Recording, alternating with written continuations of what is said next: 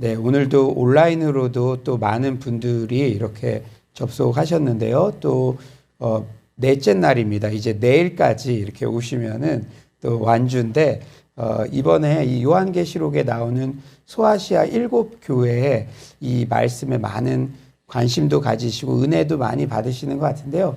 또 7교회인데 우리 특세는 5일이잖아요. 그러면 두 교회는 어떻게 할까 이렇게 기도하시면서 의문을 가지시는 분도 계실 텐데 여러분 기억나시는지 모르겠지만 우리 용기 시리즈로 금요철야를 할 때 서머나 교회에 대해서는 저희가 은혜를 많이 받았고요.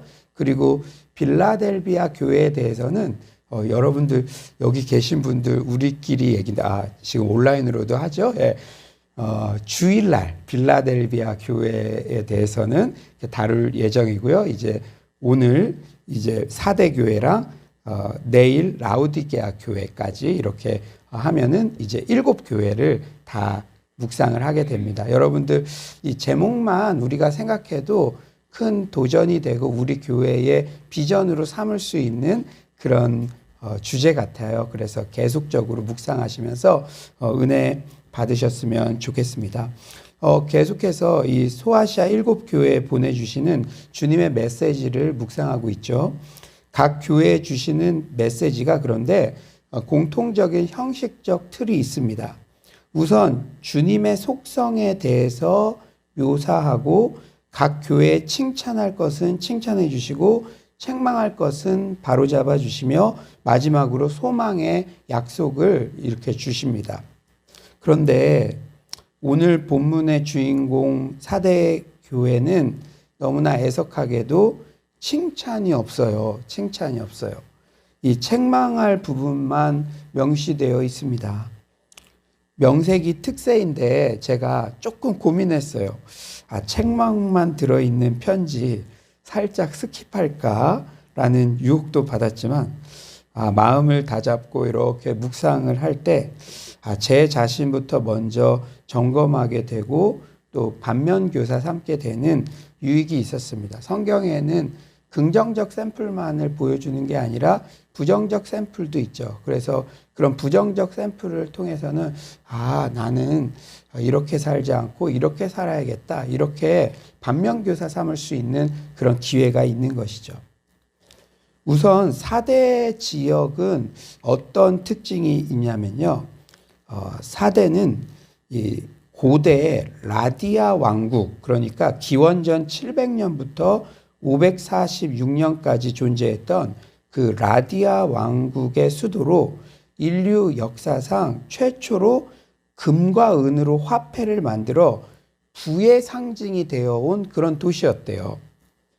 역사가 헤로도투스는 이 78개의 돌기둥으로 이루어진 거대한 아르테미스 신전을 중심으로 이 도시에서는 연회와 오락, 축제가 끊임이 없었다라고 이렇게 기록하고 있어요. 돈이 많고 그러면은 막 즐기고 반문화 이런 게 막 발달이 되고 막 그렇듯이 이 부유한 도시였다는 거예요. 그러나 이런 사치한 무역 도시의 분위기를 유지해온 이 도시의 세속성은 훗날 1세기의 그리스도인들, 지금 이제 편지를 받고 있는 그리스도인들의 순수한 믿음조차도 급속하게 세속화시키고 있었던 것이에요. 이 도시에서. 세상을 변화시켜야 할 교회가 오히려 변화시키지 못하고 세상의 문화가 교회 안에도 급속하게 들어와 가지고 이 성도들도 이 복음에서 막 소망을 받는 것이 아니라 세상의 권력과 재물을 자신의 소망으로 착각할 정도. 이제 거꾸로 된 것이죠. 지금도 우리가 세속주의 이것을 극복하기 위해서 기도하는데 오히려 교회가 세상을 정화시키지 못하고 세상의 그런 문화들이 교회 안으로 급속하게 들어온 그런 안타까운 지금 현실에 처해 있는 그런 교회였어요. 우리 1절 한번 온라인으로 들으시는 분들도 다 같이 한번 읽어볼까요? 1절입니다. 시작. 4대 교회의 사자에게 편지하라. 하나님의 7영과 7별을 가진 이가 이르시되 내가 네 행위를 아노니 내가 살았다 하는 이름을 가졌으나 죽은 자로다. 네, 여러분 이 4대 교회 하면은 이렇게 기억하기도 쉽게 우리 죽을 사자 생각하면 좋을 것 같아요. 너무 안타까운데 살았다 하는 이름은 가졌으나 죽은 자로다. 뭔가 살아있는 것 같은데 생명력이 없는. 여러분 명목상의 그리스도인 이런 얘기 들어봤죠? 문의는 그리스도인인데 딱 보면 특히 자녀들이 우리 엄마 아빠를 보면은 그리스도인이라고 입으로는 얘기하시는데 주님보다 이 통장의 잔고를 더 기뻐하고 의지하고 이렇게 헷갈리는 이 썬데이 크리스천 실천적 무신론자 다 같은 말입니다. 이 실천적 무신론자는요. 입으로는 유신론자다. 입으로는 하나님을 믿는다 하지만 그의 삶을 보면은 무신론자라고 떠들고 다니는 것과 같은 그런 모습들. 그러니까 내일이 없는 것처럼 그리고 영원의 때 하늘나라가 없는 것처럼 이 땅이 전부인 것처럼 모든 관심이 여러분들은 정말 이 특세 때 나와서 하나님 나라를 위해서 기도하고 이런 모습을 보면 자녀들이 야 그래 우리 엄마 아빠 진짜 하나님 믿으시나 보다 이렇게 생각하는데 온데간데 그런 것도 없고 그냥 주님이 살아계시지 않는 것처럼 행동하는 그런 모습들 다 같은 말입니다. 경건의 모양은 있으나 경건의 능력은 부인하는 자. 그리고 예수님께서도 이런 부류의 사람들을 너무나 안타까워하셨죠. 회칠한 무덤 같은 바리새인들. 회칠한 무덤이라는 건 겉으로만 이렇게 치장을 했는데 주일날 교회는 나가는데 일상의 삶 속에서는 세상 사람들과 똑같이 물질 때문에 분노하고 전전긍긍하고 거룩하지 못하고 거짓말하고 이기적이고 양보할 줄 모르는 그런 모습들. 입으로는 교회 다닌다 말하지만 그의 삶을 보면 도무지 예수를 믿는다고 인정할 수 없는 그런 위선의 삶을 사는 모습이죠. 이 4대 교회 교인들이 이 세상의 세속주의가 막 들어오니까 이 구분이 되지 않는 거예요. 세상 밖에 있는 세상에 사는 사람들과 교회 안에 있는 사람들과 이게 구분이 안 되는 참 안타까운. 그러니까 여러분들 그 7교회 책망하시는 내용들을 보면요. 지금의 우리들의 모습, 우리 교회들의 모습, 그러니까 해 아래 새 것은 없어요. 수천 년 전부터 그런 사람들이 모이는 곳이고 세상의 문화와 이렇게 접촉해 있으니까 이런 지금 우리가 고민하는 그런 부분들이 그때에도 동일하게 이렇게 일어났다는 것이죠. 여러분, 그런데요. 4대 교회 죽었다 그랬잖아요. 이런 명목상의 그리스도인들이 모인 교회에는 가장 안타까운 점이 생명력이 없다는 거예요. 생명력이. 이 영적인 힘은 어디에서 나옵니까? 내가 거룩하니 너희도 거룩하라. 영적인 힘은 거룩에서 나오는 것인데 세상과 타협하여 세속화에 빠진 교회에는 당연히 생명력이 없게 되어 있죠. 교회는 그 자리에 이렇게 여전히 서 있는 것 같고 프로그램은 진행되는 것 같고 살아있는 것 같고 주일날 주보도 나눠주고 뭘 하는 것 같은데 교인들이 영적 생명력이 없는 무덤 같은 그런 모습들. 여러분 건물도 으리으리하고 시설도 좋고 교회의 모습은 다 갖춘 것 같은데 뭔지 모르게 축 처져 있는 그런 교회에 가보신 적 있지 않나요? 이게 너무나 안타까운 것이지만 저도 가끔 놀랄 때 있어요. 그리고 우리 교회에서도요 매 예배 드릴 때마다 여러분 아시는지 모르겠지만 저는 준비 찬양할 때부터 전쟁터에 선 기분입니다. 이 링 위에 선 기분. 한 분 한 분 보시면서 일주일 동안 세상에서 혹시 힘든 일이 있었어도 주님 회복 주세요. 주일날 왔는데 푹 처져서 끝까지 가면 안 되잖아요. 그렇게 어떻게든 생명력을 이렇게 유지하고 이게 관건이죠. 그런데 그렇지 못한 예배의 모습들 우리 가운데도 있을 수 있고 그런 교회의 모습 볼 때 우리가 탄식이 이렇게 흘러나오잖아요. 이 제가 존경하는 척 스윈돌 목사님은 이 병들어 가고 있는 교회의 특징 5가지를 본인의 수십 년 목회 경험 가운데 이렇게 정리를 하셨더라고요. 첫째로 이 죽어가는 교회는 과거를 숭배한다고 합니다. 늘 과거지향적. 그때는 좋았었는데 이 교회만이 아니라 이제 본인 자신도 우리 한 명 한 명이 다 교회니까 제 자신도 적용해 보았어요. 두 번째는 죽어가는 교회는 융통성이 없고 변화에 저항한다고 합니다. 살아있는 생명력이 있어야 이렇게 변화도 하고 이렇게 성장도 하고 그러는 건데 세 번째로 죽어가는 교회는 대개 리더들이 육신적으로 게으르대요. 저도 정말 이 말씀 보면서 요새는 또 강단 기도도 하니까 제가 이제 점심시간에는 뛰기도 하고 운동도 하고 어떻게든 부지런하게 살려고 이렇게 노력합니다. 네 번째는 죽어가는 교회는 어린이와 청소년을 경시한다고 해요. 그러니까 다음 세대 청년들이나 왜냐하면은 그들은 미래고 이제 지금 당장에 이렇게 그런 거에만 관심을 갖기 때문에 다섯 번째는 죽어가는 교회는 전도와 선교에 열정이 없다고 합니다.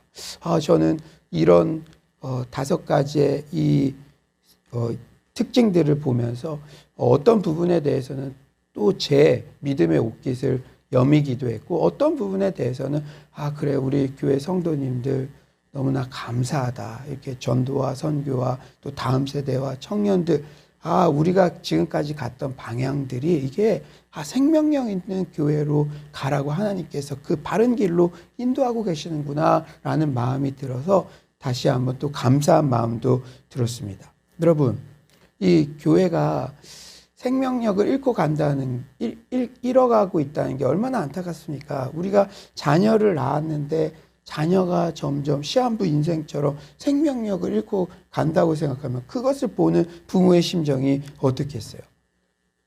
그렇기 때문에 이런 4대 교회가 회복되기 위해서는 7영과 7뼈를 가지신 주님이 필요합니다.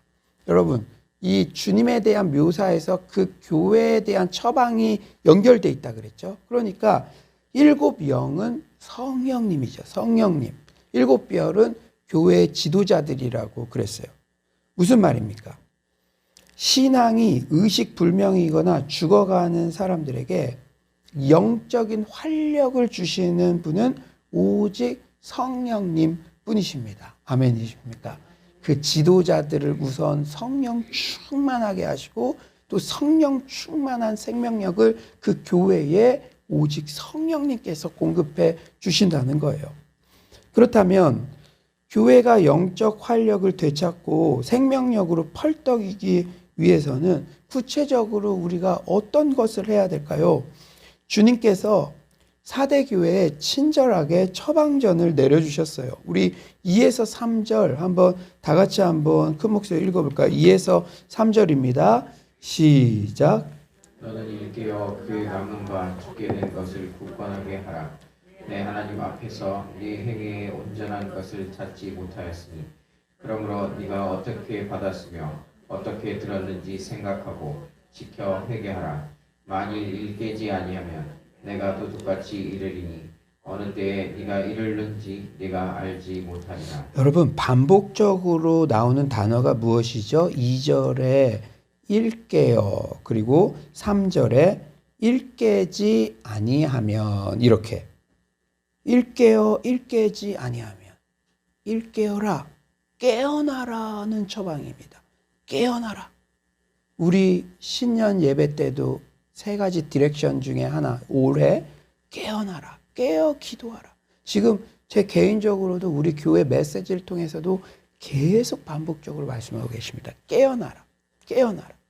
여러분 제가 지금 기도하고 있는 거는 이 특세뿐 아니라 이제 일반 새벽 기도. 여러분 특세 나오시니까 어떠세요? 우리 영준이 영민이랑 또 부끄럽지만 이런 고백했어요. 밤에 TV 볼 시간이 없어서 가정의 대화가 회복되고 좋은 것 같다고 그렇게 얘기하더라고요. 가면 막 졸고 있어요. 집에 가면. 그런데 충분히 자니까. 또 아침에는 좀 대화도 하고 제가 한 명 한 명 이렇게 특세 완주하면 이런 선물도 줄게 뭐 이렇게 하기도 하고 참 좋은 것 같아요. 그래서 특세 끝나고도 이렇게 차량을 이렇게 해서 이 추운 날에는 우리 특세 때 받은 은혜를 지속해 나가실 수 있도록 우리 권사님이나 집사님이나 왜냐하면 깨어나야 되니까 깨어나야 돼요. 여러분 저는요 늘 제가 지향하는 목회는 프로그램이 많은 목회가 아닙니다. 새벽 기도에 온 성도 다 나오고 주님 앞에 1시간 이상씩 개인적으로 기도할 수 있는 영성을 갖게 되면 제가 다른 거 사실은 안 하고 싶어요. 그러나 그게 될 때까지 이렇게 특세를 통해서도 불을 붙이고 그러죠. 사랑하는 여러분들 깨어나는 것은 교회를 위한 것도 아니고 저를 위한 것도 아니고 여러분 자신과 여러분 자녀와 여러분 가정을 위한 것인 줄 믿습니다. 여러분이 기도의 파수꾼은 지켜주는 거잖아요. 등대지기. 여러분들이 방향을 잃으면 여러분 자녀와 여러분 가족들이 길을 잃어요. 방황합니다. 저는요, 깨어나는 여러분 되시길 간절히 축원합니다. 깨어나라는 것은 방심하지 말고 영적인 경각심을 가지라는 그러한 처방이에요. 이 3절에는 구체적으로 이 세 가지 동사가 나오죠. 우리 음영 뭐래요? 세 가지 동사가 뭡니까? 생각하고 지켜 회개하라. 생각하라, 지키라, 회개하라. 그 여기 보니까 어떻게 받았으며 어떻게 들었는지 우리 에베소 교회에 하신 처방이랑 비슷한 부분이 있죠. 너 어디서부터 떨어졌는지 생각하고 첫사랑을 회복하라 그랬는데 어떻게 너가 은혜를 받았으며 어떻게 은혜의 복음의 말씀을 들었었는지 생각해봐라. 그리고 생각해서 내가 부족한 부분 있으면 제가 첫사랑을 회복하겠습니다. 그 믿음으로 돌아가겠습니다. 그러면 결단만 하지 말고 지켜라. 특세 끝나고도 차량 운행을 하든지 정말 어떻게 더 부지런히 저도 지키는 거죠. 저도 우리 공동체가 기도의 공동체가 되기 위해서 저도 마음만 먹은 게 아니라 저도 지키는 것이죠. 그리고 또 떨어졌던 부분이 있었다면 그렇게 지키지 못한 부분이 있었다면 회개하라. 사랑하는 여러분, 에베소 교회는 처음 사랑을 회복해야 했고 사대 교회는 어떻게 받았으며 어떻게 들었는지 처음 믿었던 때로 돌아가야 한다고 그렇게 지금 여러분의 자녀가 지금 시한부 인생 살고 있어요. 그런데 걔가 살아날 수 있다면 뭐든지 할 수 있지 않겠습니까? 명의를 찾아간대. 지금 명의예요, 우리 주님께서. 이 방법 외에는 없다는 거예요. 깨어나라. 신앙의 관록, 경험 무시할 수 없죠. 하지만 신앙생활을 오래 할수록 처음 사랑과 열정이 식어질 수도 있다는 사실을 우리는 기억해야 됩니다. 신앙의 매너리즘에 빠진다면 교회를 오래 다녔다는 것이 오히려 신앙의 걸림돌이 될 수 있어요. 예수님도 분명히 이것을 경고하셨죠. 마태복음 20장 16절 우리 다 같이 한번 읽어볼까요? 20장 16절입니다. 시작. 이와 같이 나중된 자로서 먼저 된 자로서 나중되리라. 그러므로 우리는 항상 깨어 기도함으로 미래 표대를 향해 전진하는 바울의 신앙 태도를 견지해야 됩니다. 빌립보서 3장 13에서 14절 형제들아 나는 아직 내가 잡은 줄로 여기지 아니하고 오직 한 일 즉 뒤에 있는 것을 잊어버리고 앞에 있는 것을 잡으려고 표대를 향하여 그리스도 예수 안에서 하나님이 위에서 부르신 부름의 상을 위하여 달려가노라. 이 말은 모든 과거의 에너지, 후회되는 거, 잘하는 거 그런 거 다 잊어버리고 모든 에너지를 미래에 쏟는다는 거예요. 늘 매일마다 깨어나서 매일마다 오늘이 최전성기. 우리 첫째 날 권사님들 내 구주 예수를 더욱 사랑. 어제보다 오늘 더 사랑합니다. 늘 오늘이 최전성기 깨어서 달려간다는 거예요. 바울이요. 여러분, 이 사대라는 그 도시의 그 배경, 역사적 배경 보면요. 이 깨어나야 한다는 이 교훈을요, 우리가 크게 깨달을 수가 있습니다. 제가 이 주석을 통해서 이 배경을 이렇게 확인하게 되었는데요. 이 과거 리디아 왕국 당시 이 사대라는 도시가 깨어 있지 못함으로 멸망한 역사를 가지고 있었대요. 리디아 왕국의 마지막 통치자 크로에수스 시대에 리디아는 이 페르시아 고레스 대군의 침략을 받게 됩니다. 고래했던 포로 귀양 칙령. 그런데 이 고레스의 침략을 받게 되죠. 그러나 페르시아 군대는 천연의 요새를 자랑했던 이 사대성을 좀처럼 함락하지 못하고 있었대요. 그래서 리디아는 이 난공불락의 성만 믿고 시간만 벌면 승산은 자기들에게 있다고, 우리 여기는 못 들어오니까 우리들이 이겨 이랬대요. 그러나 이 성에도 약점은 있었어요. 여기 보면은 이 절벽이잖아요. 남쪽 절벽이라서 여기는 절대 침투를 못한다 이렇게 생각을 했는데, 그래서 이쪽에는 병력을 배치를 안 시켰대요. 그런데 이 리디아 그 군대에 한 병사가 실수로 철모를 떨어뜨렸대요. 여기서. 그러니까 이 고레스 이 대군이 페르시아 군대가 그걸 딱 보고 그쪽으로 틈타고 들어가 가지고 이 성을 함락했다고 합니다. 사대의 장수들은 멸망하던 밤까지 이 리디아의 군사들의 패배는 있을 수 없다고 공언하면서 이 깊은 잠을 자도록 허용하고 있었대요. 그 잠이 죽음의 잠인 것도 모른 채 말이죠. 그리고 이튿날 새벽 그들은 모두 포로가 되어버렸죠. 영적 의미가 무엇입니까? 당시 세상의 희망이어야 할 사도 공동체와 성도들이 세속화의 어둠 속에 방심하며 기분 좋게 잠들어 있던 것을 보신 것이죠. 돈과 여유 그리고 환경적인 축복이 그들의 믿음을, 그들의 환경을, 우리 자녀를 계속 지킬 것처럼 착각하고 기도를 망각하고 주님의 음성을 듣지 못하고 주님으로부터 마음이 떠났는데도 그냥 교회 와서 살아있는 것처럼 뭐는 하니까 그 사대 교회는 영락없이 주님 보시기에 죽어가던 그런 교회였던 것이죠. 깨어나라. 지금은 아무 일 안 일어나는 것 같지만 급습할 수 있다. 깨어나라. 그런데요, 여러분, 실상은 죽은 것 같은 이런 사대 교회에도 소망이 발견된다는 거예요. 제가 얼마나 감격했는지 몰라요. 4절에 그러나가 소망의 시작입니다. 우리 4절 우리 다 같이 소망을 담아서 큰 목소리로 한번 읽어봅시다. 4절입니다. 시작. 그러나 사대에 그 옷을 더럽히지 아니한 자 몇 명이 내게 있어 흰 옷을 입고 나와 함께 다니리니 그들은 합당한 자인 멸거라.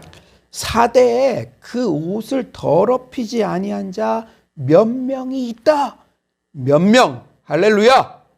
몇 명이 있다.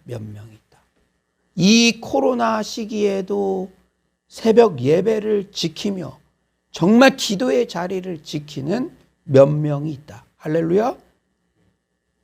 깨끗한 옷은 성도들의 옳은 행실을 상징해요.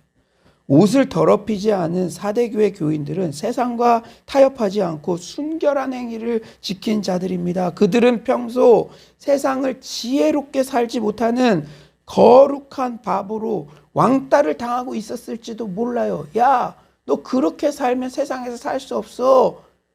그러나 그들은 옷을 더럽히지 않았어요. 그런데 그들이 바로 역사의 남은 자, 역사의 그루터기였던 거예요. 유일한 희망의 그루터기였습니다. 신구약 성경을 관통하는 중요한 사상이 바로 남은 자 사상이에요. 남은 자. 하나님은 다수 막 그런 아니에요. 어떤 절대 절망의 위기 상황 가운데도 남은 자들이 있고 결국은 예수 그리스도를 통해서 그 모든 하나님의 비전들이 성취되잖아요.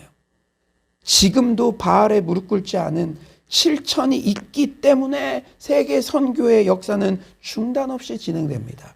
의인 10명만 있어도 소돔과 고모라는 멸망하지 않아요. 마찬가지로 생명력이 다 꺼진 것 같은 사대 교회에도 옷을 더럽히지 않은 몇 명의 성도로부터 회복은 시작됩니다. 우리가 바울 메시지를 통해서도 들었죠. 그 배에 있던 모든 사람들이 살 수 있었던 이유는 바울이라는 사명자 의인 한 명 때문에. 우리 교회도 마찬가지입니다. 여러분들처럼 기도하는 새벽 기도 예배를 충성하는 몇 명, 그 몇 명이 있으면 거기에서부터 회복은 시작되는 줄 믿습니다. 오늘 본문을 묵상하는데 처음에는 책망만 듣는 사대교회 모습에서 마음 한구석에 커다란 돌을 매단 것 같이 철렁 내려앉는 것 같았어요. 주님 어찌합니까? 왜냐?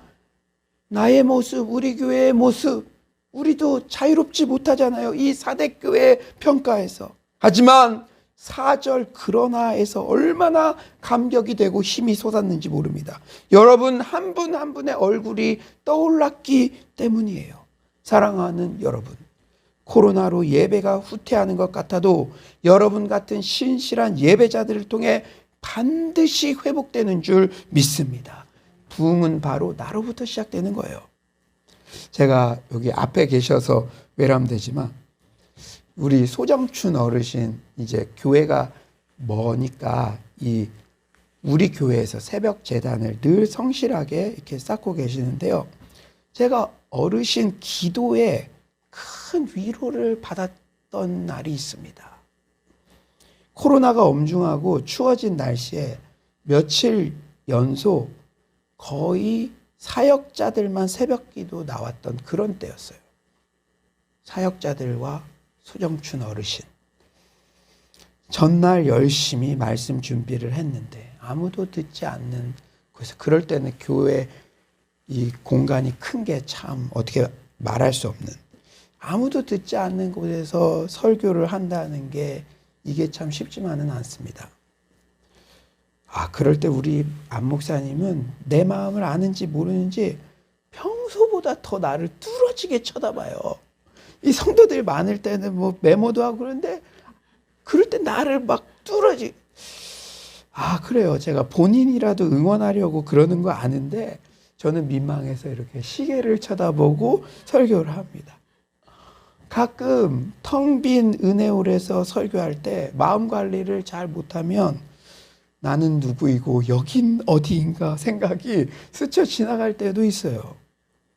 그런데 그랬던 그날 소정춘 어르신의 기도 소리가 제 귀에 딱 들렸어요. 하나님, 비대면이다 뭐다 서울의 많은 중소형 교회가 새벽 기도회가 사라져 가는데 저는 이렇게 마음만 먹으면 새벽 기도 드릴 수 있는 서울로 교회가 있어서 감사합니다. 그 기도 소리가 저에게는 주님의 음성으로 들렸습니다. 우연아 수고했다. 예배자로 새벽 기도 자리를 지켜줘서 내가 기쁘다. 그저 새벽에 너와 단둘이 교제하는 것만으로도 나는 기쁘다. 사랑하는 성도님들, 하나님 나라는 세상의 기준으로 설명되지 않습니다. 세상 나라의 권력은 수많은 인력이 동원되고 자본이 유입되고 강력한 힘을 바탕으로 밀고 나가지만 하나님 나라의 복음은 소수의 신실한 일꾼들, 세상에서 불이익 당하고 바보 같다 소리를 들을지라도 세속화되지 않은 그런 몇 사람의 흰옷을 입은 사람들을 통해 꽃을 피우게 되는 줄 믿습니다.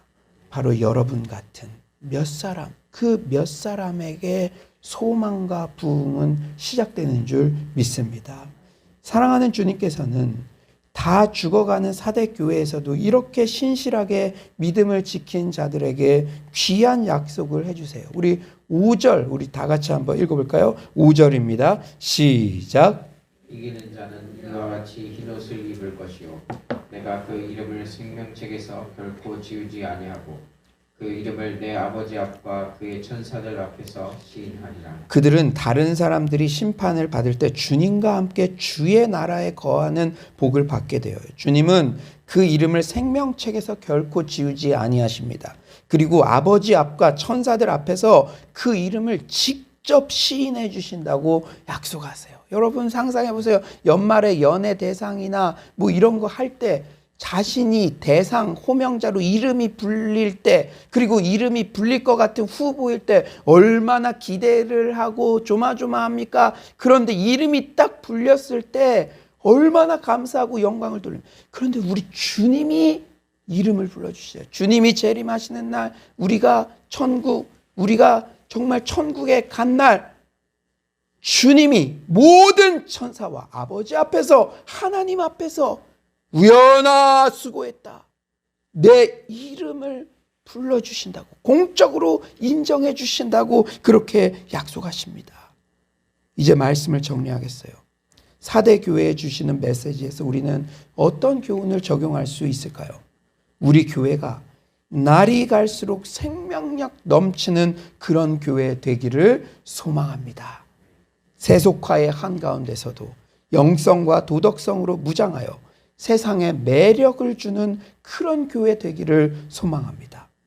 주변 사람들이 신앙의 생명력을 잃는다 하여 실망하지 말고 신실한 남은 자를 통하여 회복과 부흥을 주시는 주님을 신뢰하며 나로부터의 예배의 부흥, 전도의 부흥, 기도의 부흥을 이루는 서울로의 모든 성도님들 되시기를 간절히 축원합니다.